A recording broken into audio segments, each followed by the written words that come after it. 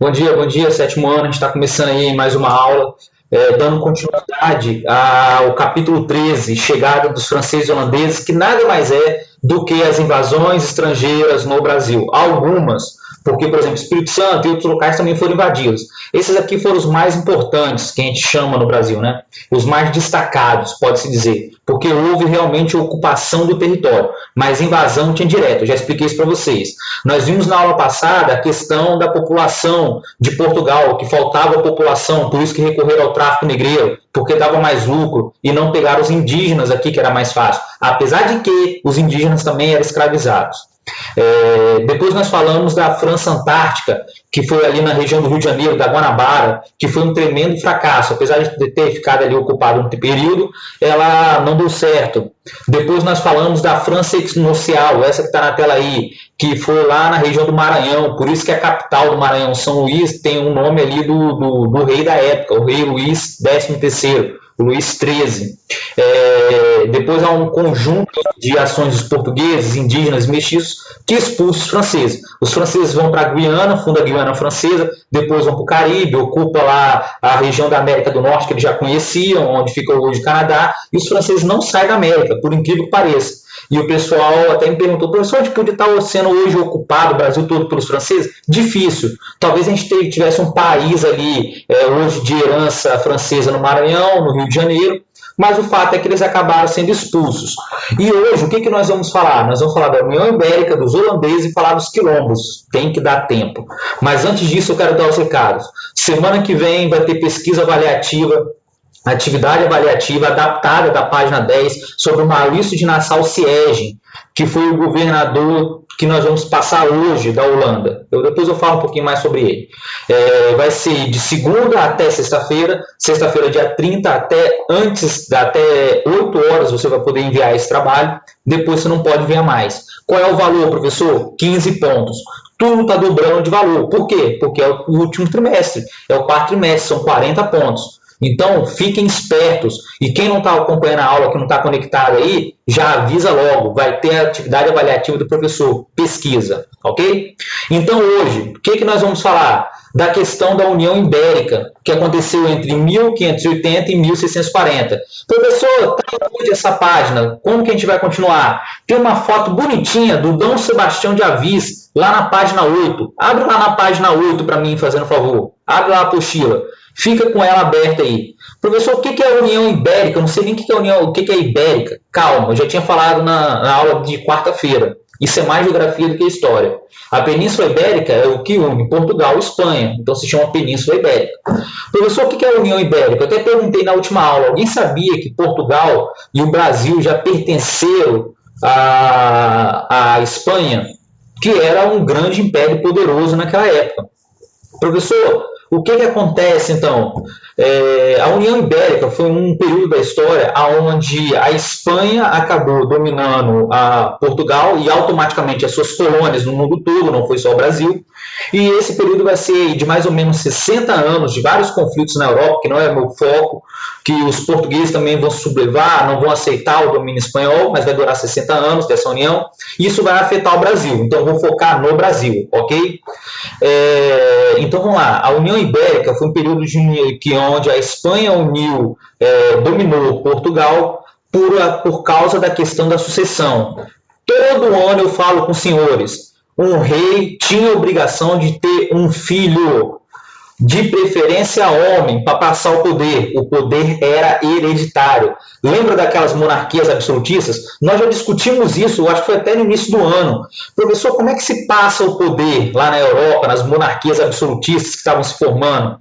O poder é hereditário, passa de pai para filho, assim como os títulos de nobreza, que era herança da onde? Do feudalismo. Nós, se eu não me engano, nós discutimos isso no início do ano. Foi até alguém que me perguntou, professor, mas se você tivesse uma filha mulher, não sei se foi o ano passado, esse ano, foi alguém do sétimo ano, perguntou, professor, se tivesse uma filha mulher, eu ia casar com um nobre. Tinha mulher que poderia assumir o poder? Eu até falei, teve Elizabeth I, mas não era tão comum, ok? Beleza, Yasmin, conexão tá boa, depois você conecta. Galera, o que acontece então? Vamos pensar. Se você não tivesse um filho para você deixar aquela herança, Muitas vezes isso poderia dar conflito. Ah, professor, o que se fazia? Passava para o parente mais próximo, para o irmão. De repente morreu lá o rei, passa para o irmão. Tem a mãe, deixa lá com a mãe por enquanto. Era comum você pegar um parente próximo para manter a linhagem. O que é a linhagem? A linhagem dos Avis, dos Bourbons, para manter o poder naquela casa. Até alguém surgir ali e assumir o poder. De preferência homem, sociedade patriarcal. Sociedade patriarcal. Lembra que a mulher ela era considerada inferior aos homens. Então você tem que ter essa noção. Então, de preferência, tinha que ter um filho homem. Nós falamos da questão do Henrique VIII. A Paula me lembrou, aquele cafajeste. Paula, que coisa feia, Paula. Me lembrou da reforma protestante que nós vimos, do rei Henrique VIII da Inglaterra, que casou com Catarina de Aragão, ela não conseguiu ter filho homem. Aí ele botou a amante, que era a pajem da esposa, para ser esposa. Daqui a pouco pegou a outra, ela que era amante da amante, fundou uma religião anglicana para poder se separar. Então era assim, você tinha que ter um filho. Professor, por que você está falando isso? A União Ibérica é justamente a questão da sucessão. Por quê? Porque lá em 1500 e pouco, ele tinha 24 anos, em 1564 chegou ao poder o nosso Dom Sebastião de Avis. Esse garotinho bonitinho aí, ó, que está aí nessa foto na página 8. Nessa imagem ele estava com 17 anos, 17. Ele vai morrer com 24, se eu não me engano. E as cruzadas já tinham acabado praticamente na Europa. Só que Dom Sebastião de Avis era tão católico e também ele era esperto porque ele queria dominar as rotas comerciais portuguesas que estavam sendo ameaçadas pelos muçulmanos no Marrocos, para tudo. Lembra que depois que Mohammed uniu a Península Arábica e depois espalhou o islamismo ali no Oriente Médio, os árabes se expandiram até chegar onde é hoje a Península Ibérica, até a Península Ibérica. Nós já falamos disso. Então, o Portugal também tinha interesses econômicos na região do Marrocos, onde é hoje o Marrocos. Professor, por que você está falando isso? Porque o Dom Sebastião de Avis, ele era muito católico, ele tinha os interesses no entreposto comercial onde ficava hoje o Marrocos, e ele tomou uma atitude que foi até meio que reprovada pelas pessoas da época que estavam próximas a ele. Qual foi a atitude dele, professor? Ele resolveu fazer uma cruzada contra os muçulmanos na região dos Marrocos. Ele reuniu uma frota imensa, milhares de soldados em nome da fé católica, que não era também de comércio, né, gente? Sempre um motivo só. E ele acabou indo em direção ao Marrocos para lutar contra os muçulmanos. Só tinha um pequeno detalhe. Ele estava nessa época com 24 anos. Professor, o que vai acontecer? Isso era 1578. Ele não tinha filho ainda. Dizem que ele era até virgem. Ele não tinha tido um filho. E ele já era um monarca que ele estava um certo tempo em um poder. Por quê, professor? Ele não teve um filho. Quando ele parte em direção ali à região do Marrocos para combater os islâmicos, é lógico, ele pensava numa vitória rápida, fatal. Só que vai acontecer exatamente o contrário. Está dando interferência. Alguém está com o microfone ligado aí. Dá uma olhadinha para mim, por favor.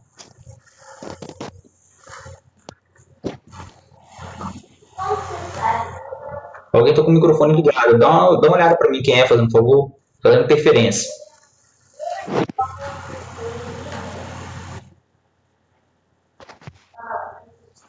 Peraí, deixa eu ver aqui. Então vamos lá. Está dando interferência aqui para mim. Vamos lá. Ele foi combater os mouros lá, né, no Marrocos. Ele também estava interessado em controlar essa rota comercial que estava sendo ameaçada pela expansão dos árabes. E a batalha decisiva foi a batalha de Alcácer Quibir, em 1578, que ele, na verdade, ele foi emboscado pelas tropas muçulmanas. Ele resolveu atacar, acho que em campo aberto, um território arenoso, lógico. Os muçulmanos tinham vantagem de eles conhecer a região.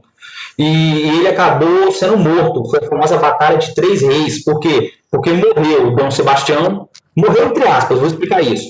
Morreu Dom Sebastião e morreu também 2 sultões que estavam lá combatendo Dom Sebastião. Ou seja, foi um desastre. Um monte de nobre foi sequestrado, depois pediram indenização, e isso gerou uma crise também econômica Por quê, professor? Imagina a sua situação.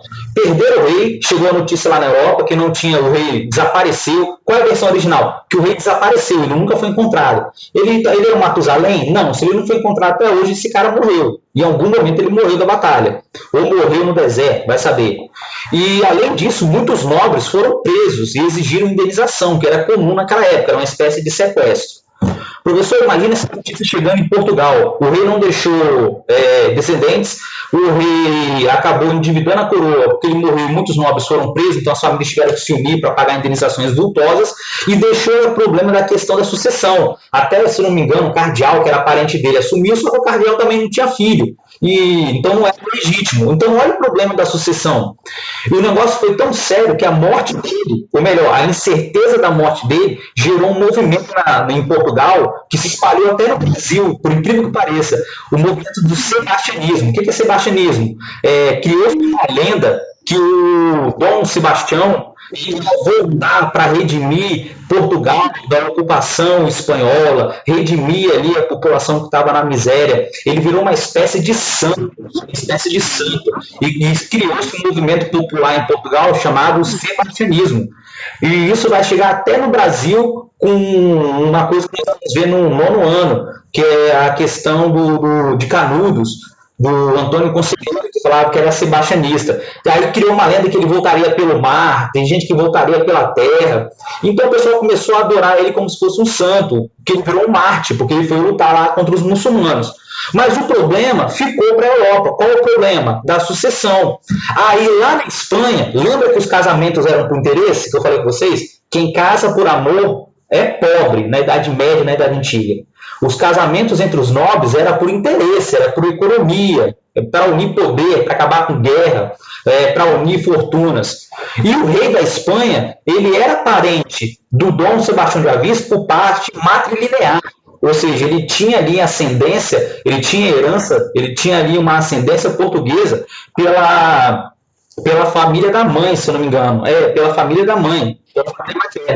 E como ele ficou sabendo que Dom Sebastião morreu, estava lá um cardeal que não era legítimo, ele levantou a mão e falou: peraí, eu sou o sucessor, eu estou na Espanha, mas na linhagem, na sucessão, eu estou ali com direito a assumir o trono português. É lógico que os portugueses levantaram a voz, não aceitaram, só que como estava enfraquecido, endividado com essa comoção, o Filipe II acaba avançando sobre Portugal e ele toma o poder e vai ficar lá. A Espanha, ele, o filho dele, depois o neto dele, 60 anos governando uma geração. 60 anos a Espanha vai tomar Portugal ali, que a população portuguesa vai se levantar e vai conseguir se libertar desse domínio. Então, as colônias portuguesas, automaticamente as colônias portuguesas, elas vão passar a pertencer também à Espanha. Então, para pensar, a Espanha vai virar um dos maiores impérios do mundo. Por quê? Vai ficar com as colônias de Portugal e vai ficar com Portugal. No momento que o Brasil, por exemplo, o Brasil estava crescendo ali na exportação de açúcar para a Europa,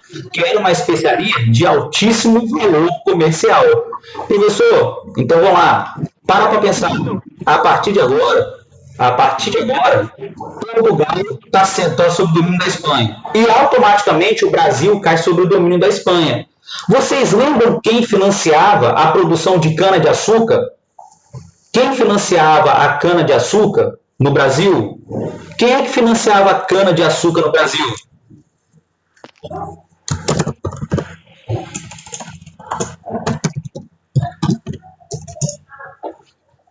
Quem financiava a cana-de-açúcar no Brasil? Correto. Os holandeses. Os holandeses fizeram um acordo com Portugal. Portugal não tinha dinheiro para bancar os engenhos e Portugal acabou se endividando, pegando empréstimos com os holandeses, e os holandeses financiavam o engenho, financiavam a produção e recebiam parte do açúcar. Agora só tem um pequeno problema, porque a Holanda estava sob domínio, ou melhor, os Países Baixos, eles estavam sob domínio de quem? Da Espanha. A Espanha era um império bem grande na região onde hoje que é ali a Europa Central.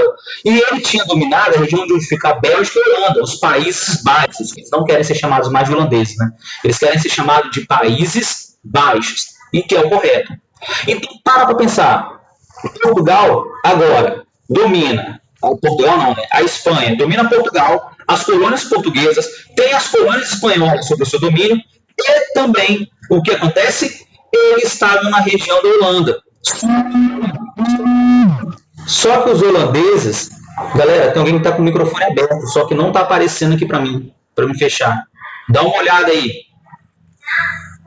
E está interferindo.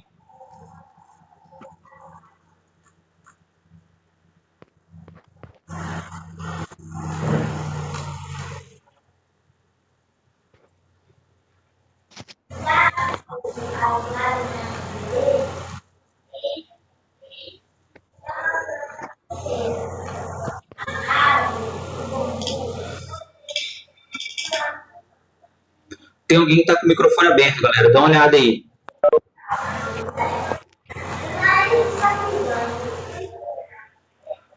Tá dando muita interferência.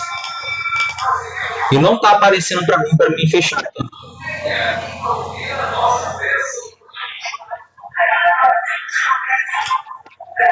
Dá uma olhada para mim que tá com o microfone aberto aí. Não tá aparecendo para mim.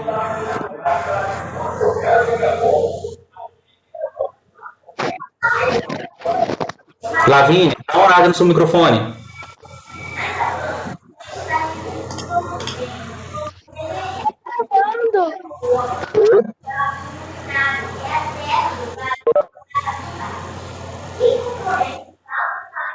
Tá travando. Só que o seu microfone ele tá aberto, fecha ele. Então, tá travado. Você não consegue fechar? Sai do CIS que entra de novo. Sai do CIS que entra de novo. A reunião está bloqueada, mas eu libero para você entrar. Fecha e abre de novo.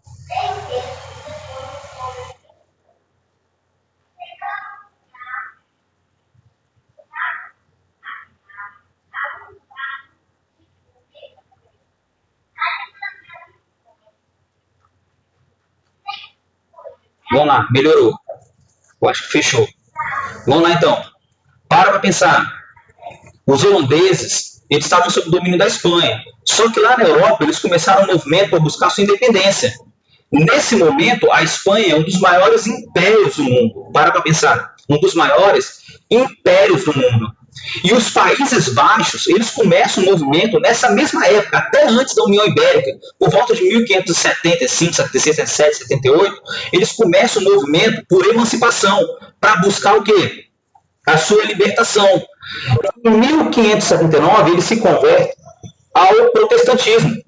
Eles viram calvinistas. Lembra da religião calvinista? Que você era predestinado a você ir para o céu, você tinha que mostrar que era predestinado, que é ali que você tinha realmente condições para ser o escolhido, que foi criado por João Calvino.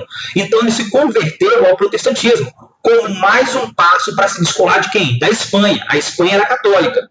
Só que os Países Baixos começam o movimento de independência e se transformam em protestantes, calvinistas. Calvinistas é aquela galera que não jogava, que não bebia, que só trabalhava e adorava a Deus. Ponto. E eles acreditavam que Deus escolhia as pessoas. E quem era calvinista tinha que provar que você merecia os céus. Professor, então para pensar. A Holanda, que financiava o Brasil, olha que maravilha. A Holanda, que financiava o Brasil, a partir de agora, começa a lutar contra a Espanha pela sua independência, no momento que eles estão na União Ibérica, no momento que eles estão ali ocupando as colônias brasileiras. Gente, não dá outra. Um dos primeiros atos do rei espanhol é proibir o comércio dos holandeses com o Brasil. Por quê? A Holanda vai conseguir a sua emancipação e, lógico, isso vai representar uma crise enorme para a Espanha, porque vai ter um inimigo que comercializa dentro do Brasil, que financia a produção da cana-de-açúcar, e um dos primeiros atos após a independência da Holanda é a Espanha justamente proibir o comércio, o financiamento da produção de açúcar no Nordeste brasileiro, porque os holandeses agora são concorrentes. Eles ficaram independentes, eles são protestantes. Como é que pode eles financiarem agora a produção da cana-de-açúcar e lucrar com isso? Não pode. com a União Ibérica e a independência da Holanda, a Espanha fica inimigo da Holanda e a Holanda vai perder todo o seu investimento no Brasil. Imagina que a Holanda já financiava os senhores de engenho, já levava como parte ali, parte dos pães de açúcar, nós vimos no capítulo passado.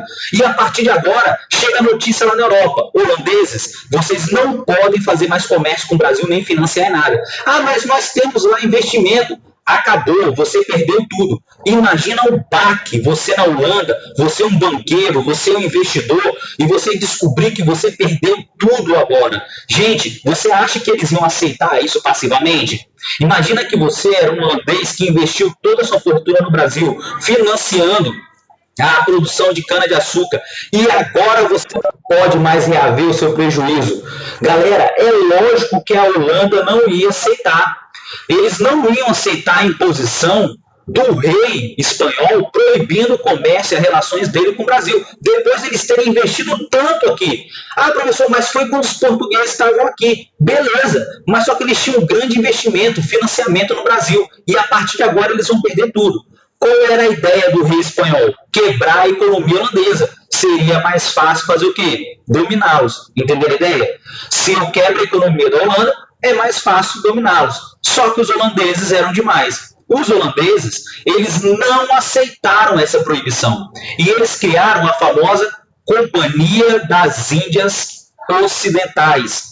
Companhia das Índias Ocidentais. Olha o nome que deram ali para a região do Brasil. Companhia das Índias Ocidentais. Porque a Índia, o Japão e a China estavam lá no Oriente. Então eles criaram uma companhia para explorar justamente o que eles chamavam de Índias Ocidentais. O que eram as Índias Ocidentais? O litoral brasileiro. Entendeu de onde vem esse nome? Companhia das Índias Ocidentais. Professor, e o que eles queriam? Gente, eles queriam eles queriam buscar o lucro do açúcar, que eles já financiavam. Eles tinham investido muita coisa no Nordeste. E eles colocaram lá no papel o seguinte: será que vale a pena eu invadir o Brasil, que é ex-colônia de Portugal, que agora está na União Ibérica, né, que é colônia espanhola? Será que vale a pena eu gastar um dinheirão para invadir lá o Brasil e começar a tomar conta da produção e não só financiar? Mas eu literalmente, eu quero fazer o quê? Eu vou lá e vou tomar conta, eu vou gerir, eu vou fazer, plantar, eu vou não só financiar, mas eu vou plantar, colher e distribuir a cana-de-açúcar. Eles fizeram um cálculo e descobriram que invadindo as regiões do Brasil que não eram protegidas e produzindo a cana-de-açúcar valia muito a pena, muito, porque o lucro era o quê? Enorme. O lucro era enorme. E esse lucro compensava o risco de você fazer uma guerra contra a União Ibérica, contra os espanhóis, contra os portugueses que estavam sob domínio da Espanha. E é aí que os holandeses resolvem invadir o Nordeste. Professor, toda vez que eu falo essa frase, os holandeses invadiram o Nordeste, eu lembro de um samba da Mangueira. Anota aí. Teve um samba enredo da escola de samba da Mangueira sobre o Nordeste e sobre a invasão dos holandeses, invasões estrangeiras ao Nordeste. E os caras utilizaram essa frase: vamos invadir o Nordeste, sou cabra da peste. É muito legal. Depois procura lá no final da aula. Professor, aonde os holandeses foram primeiro? Os holandeses foram primeiro aonde? Na Bahia. Por que os holandeses foram na Bahia? Porque eles foram justamente aonde a cana-de-açúcar era bem aceita pelo solo de Massapê, pelo clima quente e úmido. Por que eles não foram invadir o Rio Grande do Sul? A cana-de-açúcar ia se adaptar muito bem ao sul do país? Não, não ia, galera. É lógico que não. Então eles tentaram, a primeira invasão foi em 1824. Eles tentaram invadir justamente a região da Bahia. Professor, mas 1800 não, corrige aí, é 1624, seu professor digitou errado, é 1624, anota lá, 1624. Eles primeiro tentaram invadir em 1624, eles chegaram no litoral da Bahia, não encontraram lá muita resistência. O governador foi preso porque é aquele problema que eu falei com os senhores. Era muito difícil ocupar o Nordeste todo. Portugal não tinha uma população. Vigiar, então, nem pensar. Quando veio a União Ibérica, as dificuldades continuaram as mesmas. Como é que você vai vigiar e povoar um litoral imenso? Mesmo a Espanha não conseguia dar conta. Olha que maneiro. Professor, eles não encontraram muitas resistências, chegaram nos engenhos fácil, pouquíssima resistência de soldados que estavam ali, de marinha, para proteger a Bahia, que já era uma capitania que estava crescendo por causa da cana-de-açúcar. Prenderam o governador, depuseram o governador, e lógico, parte da população acabou ficando com muito medo. E o que a população fez? Abandonou ali a capital, abandonou as regiões que estavam sendo ocupadas pelos holandeses e foram para o interior, porque no interior os holandeses não chegariam. E o que os baianos fizeram? Eles criaram milícias, população civil armada junto com soldados, jagunços, e começaram a lutar numa guerra de guerrilha. Eles emboscaram as tropas holandesas e depois sumiam na mata. Daqui a pouco os holandeses estavam lá distribuindo açúcar, passando lá pelo meio da floresta, ou então por uma estrada. A população baiana, as milícias apareciam, emboscavam a galera e depois sumiam de novo. Eles fizeram uma guerra de guerrilha, uma guerra com as milícias, que eram ali assaltos, que eram ali ataques, e depois o pessoal fugiam. Era uma guerra de resistência, uma guerra de guerrilha. Professor, as emboscadas atacavam muito a produção de açúcar, atacavam os engenhos, atacavam ali a distribuição do açúcar no porto, e aquilo começou a dar muito prejuízo para os holandeses. E os holandeses acabaram recuando. Por quê? Porque os baianos receberam reforços que vieram também de Portugal, cercaram ali a Baía de Todos os Santos, e os portugueses, acossando, muitas vezes com essa guerra de guerrilha e bombardeando ali, começaram a conseguir expulsar paulatinamente os holandeses, que saíram no final de 1824, início de 1825. Professor, o governo espanhol ajudou? É lógico, porque o governo espanhol é o maior interessado, ele estava na Península Ibérica. Eles mandaram uma esquadra com 12 mil homens que cercou os holandeses por mar e por terra. Os holandeses, sem saída, fizeram o quê? Fugiram. Mas os holandeses parecem brasileiros. Eu não desisto nunca. Professor, e para onde os holandeses partiram? Eles perderam a Bahia. Aí você fala, professor, tomaram o maior prejuízo. Galera, eles não desistiram. Eles parecem brasileiros. Eu não desisto nunca. Para onde eles foram? Para a região aonde havia a maior produção, onde estava dando maior lucro, até antes da União Ibérica, para Portugal. Lembra das capitanias que deram certo? São Vicente e Pernambuco?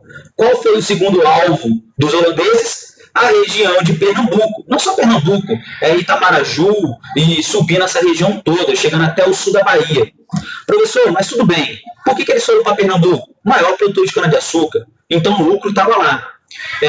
E também o Pernambuco, que ficava aqui em cima, eles têm uma saída estratégica para o Oceano Atlântico, contato com a Europa. O que os holandeses fizeram? Os holandeses tomaram um baita prejuízo na Bahia, porque eles foram expulsos. Ficaram lá um ano e foram expulsos. E o dinheiro que eles investiram, professor, perderam tudo. Ponto. Perderam tudo. Aí você me fala, como é que pode os holandeses conseguir invadir Pernambuco, que era bem protegida, que era uma daquelas capitanias que deram certo, como é que pode o pessoal em crise invadir Pernambuco? É o seguinte, eles saíram da Bahia e na região do Oceano Atlântico, ali no norte do Brasil, os navios saíam da Espanha em direção... Os navios saíam em direção ali da América Espanhola, do Peru, carregados de ouro e de prata, lembra? Que ali tinha minas de ouro e de prata. Saíam daquela região do México, do Peru, carregados de ouro e de prata, da América Espanhola. Agora estava tudo em casa, porque era tudo território da União Ibérica, tudo da Espanha. Os holandeses sabiam que os navios saíam carregados de ouro e de prata. O que os holandeses fizeram?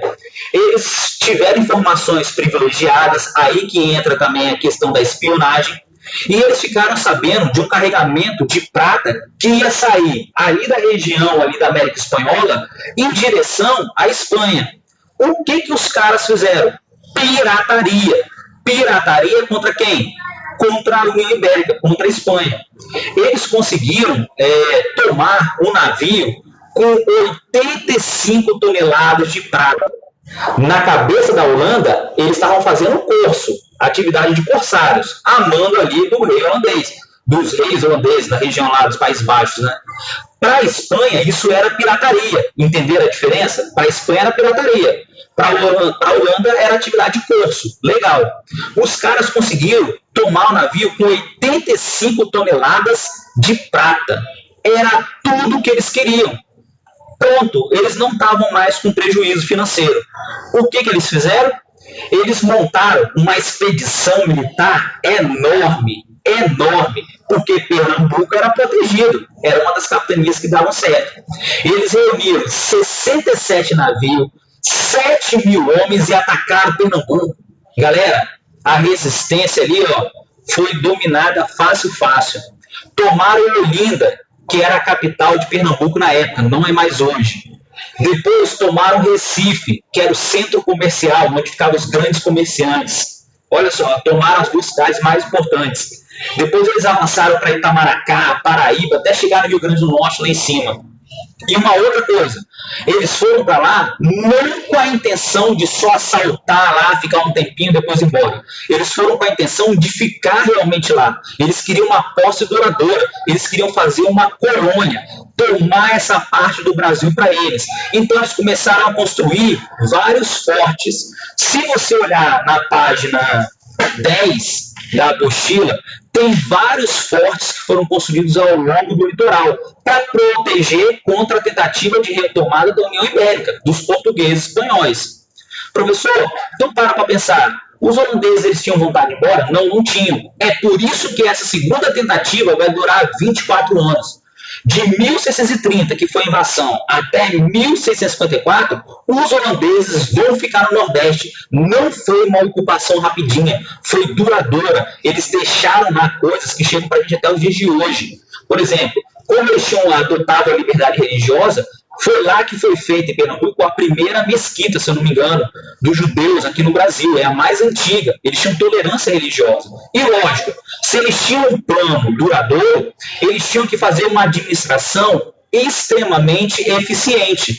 É aí que vai entrar justamente a figura do Maurício de Nassau, ou João Maurício de Nassau. Professor, os portugueses aceitaram? Não. Quem pôde fugiu para o interior para tentar fazer uma guerra de guerrilha, que nem na Bahia, que eles inspiraram. Mas não tiveram sucesso, não nos primeiros anos. O negócio foi tão sério, porque quando os holandeses chegaram aqui, eles descobriram que a mão de obra aqui era toda o quê? Escrava. O que eles fizeram? Eles foram lá no Atlântico e tomaram o forte de São Jorge da Mina, lá no continente africano. Tomaram dos portugueses para eles fazerem o tráfico negreiro e lucrarem também com o tráfico negreiro, para trazer a mão de obra escrava para trabalhar em Pernambuco. Eles tomaram dos portugueses, porque eles não tinham intenção de ficar aqui pouco tempo. Eles foram lá na África e tomaram o entreposto dos escravos, o mais importante que tinha, o que mais exportou escravos.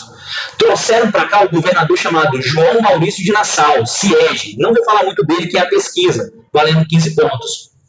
Ele foi um governador nomeado para estabelecer literalmente o financiamento, o plantio, a produção da cana-de-açúcar e a exportação para a Holanda. Então ele tinha uma missão enorme de modernizar também o Nordeste. O que ele fez? Ele baseou o seu governo em empréstimos para os senhores de engenho para poder financiar a produção de cana-de-açúcar. Ele estabeleceu a tolerância religiosa, então aqui ninguém era perseguido, olha só que maneiro.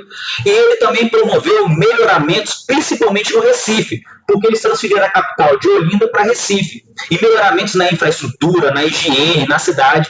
E melhorou muito. Foi o João Maurício de Nassau Siege, apesar de ser um invasor do Nordeste, ele fez muito bem para Pernambuco e região, por incrível que pareça. É aí que é a pesquisa dos senhores. Vai valer 15 pontos sobre Maurício de Nassau, da página 10, mais um pouquinho da sua biografia, focando no Brasil. Você vai fazer a pesquisa e mandar para mim semana que vem. Ok? Tá avisado, hein? Atividade avaliativa. Professor, ele só fez melhorias na economia e na infraestrutura? Não. Esse cara, ele também era um erudito, assim. Ele valorizava muitas artes. Então ele promoveu a vinda de artistas, pintores, cientistas, para estudar a fauna e a flora do nosso Nordeste, do nosso litoral. E ele acabou também influenciando nos costumes da região, alterando um pouco. Professor, muito retrato, muitos quadros, muitas imagens que nós temos no Nordeste dessas expedições que vieram para o Brasil e depois voltaram para a Holanda, que eles vão ser expulsos. Professor, e como é que eles vão ser expulsos? Para pensar. 1640 acabou a União Ibérica. Portugal consegue retomar o poder lá, os portugueses, e estabelece uma nova dinastia portuguesa. Acabou a União Ibérica. Ok? Acabou a União Ibérica. Espanha não ameaça mais os holandeses. Quem ameaça agora são os portugueses. A União Ibérica foi de 1580 a 1640.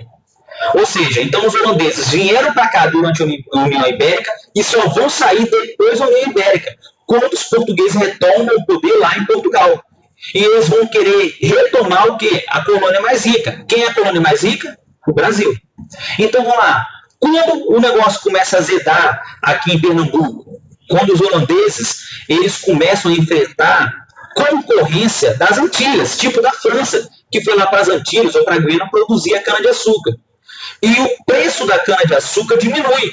Entenderam a ideia? Aumenta a concorrência, o preço diminui, porque aumenta a oferta na Europa de açúcar. Galera, os holandeses não previram isso. O que vai acontecer? Queda no lucro das exportações da cana-de-açúcar lá no Nordeste, lá onde os holandeses estavam. Em 1642 começa a ter uma queda absurda do preço de açúcar. Os holandeses tinham investido uma baba lá nos senhores de engenho, financiando, fazendo melhorias. Até então, o João Maurício de Nassau levava numa boa. Você está me devendo? Paga depois. Eu estou devendo aqui, não consigo te pagar. Pode postergar aí, atrasar um pouquinho? Pode. Só que com a queda do preço da cana-de-açúcar, a Companhia das Índias vai começar a pressionar o Maurício de Nassau para reaver o dinheiro investido. Só que os senhores de engenho estão em crise, porque eles não estão conseguindo lucrar como lucrava mais. Entenderam o problema? Eles não estão conseguindo lucrar como lucrava mais. E aí vem a determinação lá da Companhia das Índias Ocidentais. Cobrar os empréstimos, cobrar a dívida. E se não conseguisse, os senhores de engenho conseguisse pagar sua dívida, tomem a terra dele. Então imagina essa notícia chegando no Nordeste, no Brasil. A partir de agora, sua dívida não vai ser mais postergada, você tem que pagar no prazo. Se você não pagar, eu vou tomar a sua fazenda, eu vou tomar o seu engenho, eu vou tirar o seu ganha-pão. Galera, só bastou isso. Maurício de Nassau-Siege, ele passou a ser visto agora como uma espécie de, vamos dizer, né, opressor. Por quê? Porque ele tinha que ter o maior jogo de cintura. Porque ao mesmo tempo que ele tinha que agradar o senhor de engenho, ele tinha que mandar o dinheiro para a Holanda. Porque esse era o objetivo, para a Companhia das Índias. Maurício de Nassau-Siege é tirado do poder porque ele estava fazendo esse jogo duplo. Mandam para cá um governador mais autoritário da Holanda para cobrar a dívida. E é aí que os senhores de engenho começam a fazer o quê? Se levantar contra os holandeses. E a famosa insurreição pernambucana acontece entre 1645 e 54. Olha o tempo. 9 anos para mandar fora os holandeses.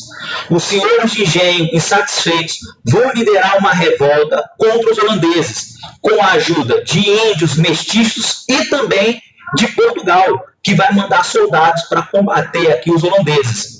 2 batalhas são decisivas. A Batalha de Guararapes, de 1648 e 1649.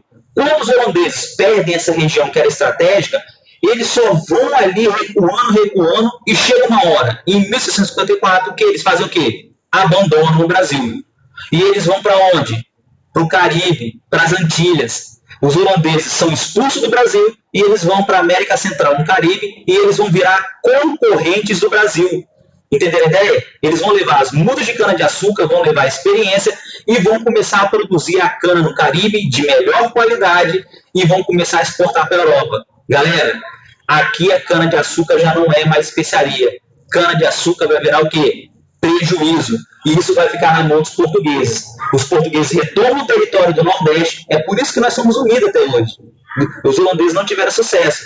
Mas aí vem a famosa crise do sistema açucareiro que nós vimos. os senhores de engenho vão perder poder, e depois vai entrar um outro ciclo, que é o ciclo da mineração. Mas calma. Professor, e os escravos? Os escravos aceitavam isso tudo?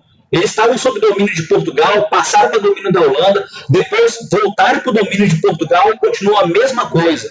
Galera, os escravos não aceitavam a dominação dos seus senhores. Não aceitavam ali aqueles castigos que nós vimos que os senhores fizeram pesquisa. Na história do Brasil, se formaram vários quilombos, ou então mocambos, que eram ali local de resistência negra. Os escravos muitas vezes fugiam das fazendas, dos castigos e maus tratos, entravam nas florestas e daqui a pouco ia 1, 2, 3, fugia 5, 10, 15, 20 e virava uma comunidade chamada de quilombo ou mocambo. Tanto faz. No Brasil todo teve. No Brasil todo. Professor, o que era isso? Eram pequenas vilas próximos aos rios, nas matas, longe dos seus senhores, aonde eles buscavam viver em liberdade. Professor, qual foi o quilombo mais famoso? O quilombo de Palmares, formado em Pernambuco entre 1580 e 1590. Ou seja, eles se formaram ali dentro da União Ibérica. A União Ibérica facilitou porque ficou aquela estabilidade de governo e o pessoal começou, os escravos que podiam começar a fugir para as matas e formaram o quilombo de Palmares. Na região que fica próximo também a Alagoas. Começou com 40 escravizados, depois aumenta com a chegada de indígenas e até pessoas livres, mestiços, pobres, iam morar nesses quilombos, fugindo dos impostos dos seus senhores, fugindo de crimes. Então acabava virando uma comunidade. E Palmares virou uma comunidade com centenas e dizem até milhares de pessoas. Como é que se sustentava no meio da mata, próximo ao rio, professor? Agricultura, plantavam lá milho, feijão, mandioca, criavam gado, tentavam criar lá no meio das vilas da floresta, faziam comércio clandestino com localidades próximas, faziam comércio clandestino. Professor, o quilombo crescia, todo mundo sabia onde ficava? Até sabia, mas aí os quilombos se organizavam, conseguiam arma, conseguiam pólvora, faziam espadas e lanças e se defendiam. Então não era fácil invadir os quilombos, principalmente o quilombo de Palmares, que era imenso. Quem é o líder do quilombo de Palmares? Zumbi, o mais famoso, Zumbi de Palmares. Professor, quando é que esse quilombo vai ser arrasado, destruído, para servir de exemplo? Entre 1692 e 1695, após a União Ibérica, olha só, durou quase 100 anos, durou 100 anos, mais de 100 anos. Um cara chamado Domingos Jorge Velho, que era um bandeirante, nós vamos passar por isso, um bandeirante, ele vai ser chamado para destruir o quilombo de Palmares e vai receber 1/5 dos escravos como indenização, por incrível que pareça. Professor, a gente comemora o dia 13 de maio? Não, a gente não comemora o dia 13 de maio. A gente comemora o Dia da Consciência Negra em novembro, que marca a morte de Zumbi de Palmares, que lutou pela sua liberdade e do seu povo. Ok? Dúvidas, galera? Dúvidas? Sim, Arle, tinha várias fortalezas, os holandeses do Nordeste. Dúvidas, galera? Dúvidas? Reclamações? Ok? Não esqueçam já a atividade semana que vem, vou liberar na segunda, tranquilo? Vou mandar a atividade da apostila semana que vem no planejamento, junto com a pesquisa, tranquilo? Perguntas? Ok? Vou perguntar, tem um minutinho. Professor, teve quilombo no Espírito Santo e revolta? Revolta de Queimados. Depois procura lá na Serra, Revolta de Queimados. Afonso Cláudio tem um livro, maneiro. No país todo tinha quilombo, tá? Não era só lá não, lá ficou mais famoso. Tranquilo? Galera, sem dúvidas, então, tchau. Quem tiver dúvida pode ficar aí. Bom final de semana, galera.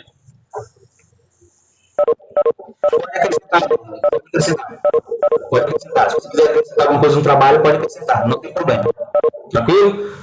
Fala um pouquinho da biografia. Se quiser falar da biografia um pouquinho do Maluco Nacional, é bom, quando ele está lá no Brasil. Tchau, Letícia. Tchau, Paula. Tchau, Dani. Tchau, galera. Tchau, Clara. Tchau, todo mundo aí. São imensas também. Tchau.